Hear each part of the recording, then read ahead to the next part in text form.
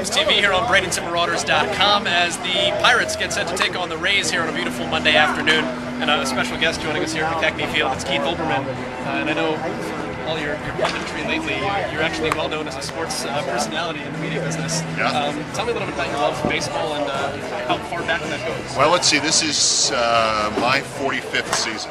Okay. So I'm not quite Don Zimmer or anybody like that, but I'm getting to that category. We're just sitting here commiserating about how old we feel because I saw Bryce Harper the other day in Tampa, and he's 18 years old, meaning he was born after I started to work on SportsCenter, which makes him, in my mind, like a 4-year-old kid. I think I probably was too. Yeah, so, well, I know. I hear a lot of stories like, yeah, I used to watch you on SportsCenter before I got on the school bus for elementary school in the morning. So, but I've been a baseball fan since 1967. It really sort of caught up with me all at once, and I've never stopped. And it was my business for a while. I hosted the Game of the Week, hosted the World Series, the All-Star Game, first for NBC and then for Fox. And you know, when it's a job, it can be a job. I'm in the best possible position now because it's not my living anymore. Sure. And so when I come to a ballpark where spring training for a couple of weeks, as I'm doing now, I'm a fan with a pass and a blog.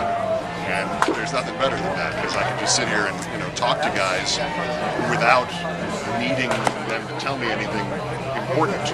And as you may have heard just before we started here, they wind up telling me more important things anyway, which I then write down and use for my fantasy baseball league success.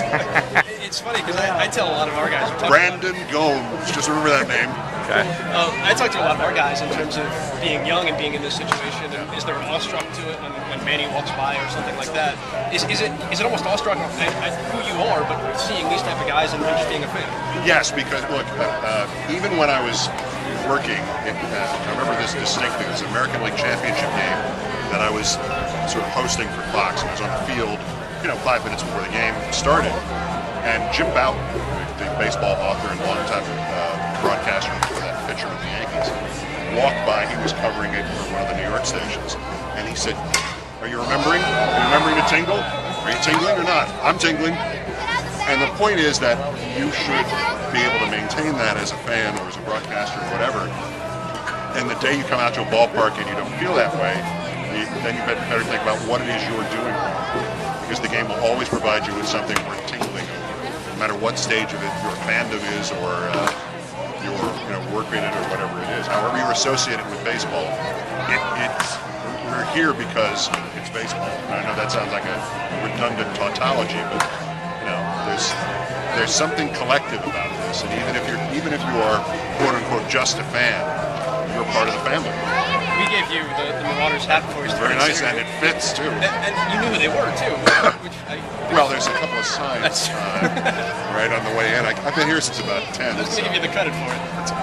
Are you a minor league baseball fan too? Or is that something that is fun for you to get to do? The one advantage to living in near Bristol, Connecticut, and not that it's not a great place if you're trying to raise a family or something like that, and it's probably where you have to live if you're going to work at ESPN, but where I lived, I was 12 minutes away from a stadium that used to be known as the Beehive in New Britain, Connecticut, where first the New Britain Red Sox and then the New Britain Hardware City Rocket Cats played. And it was, a great place to go, and just a great, fun time.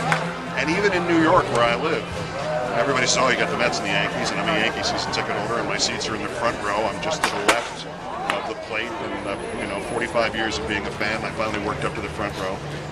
But we also have 2 minor league teams in New York that I make a point of going to see every year, the Brooklyn Cyclones and the Staten Island Yankees. And those games are sometimes, not only are the games as impressive and as enjoyable, but the whole experience it makes you think of what it was like to go to a major league game in 1900, as spring training does.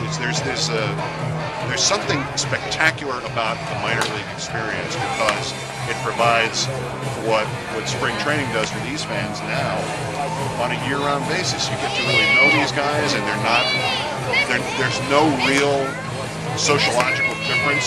The players will eventually, the good ones will eventually make millions of dollars.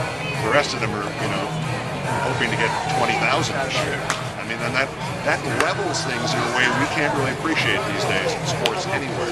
The minor leagues are being, since they're unique in sports, there are no football minor leagues per se. There are no, there are hockey minor leagues. league, so you get a little of that. But basketball minor league, they don't even call it that. It's the development league. There's no pretext that there's anything going on that you, as a fan in Bradenton, can take pride in. It's like, oh, you're just developing basketball players. This is Bradenton's team, you know, and it means something. It may not mean something to a million people, but it means enough to the people who come out all summer. Keith Olbermann stopping by here at McKechnie Field. Glad to have you. Thank you for the hats. We'll talk about Brandon Gomes. Yes.